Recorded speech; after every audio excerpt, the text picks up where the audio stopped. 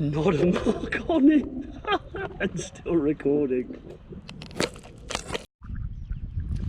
Well, apart from a small bash on the wing down there under the name, she actually survived that impact remarkably intact.